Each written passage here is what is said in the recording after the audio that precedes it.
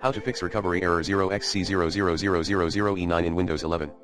To fix recovery error 0xc00000e9 in Windows 11, try 1. Check hardware connections. 2. Perform a quick SFC scan, chktsk, chktkc/f/r/x, as admin. 3.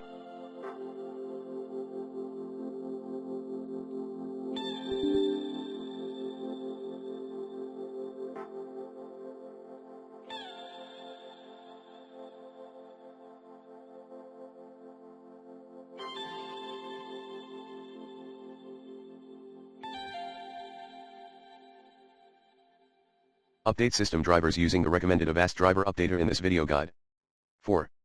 Launch startup repair in Windows Safe mode.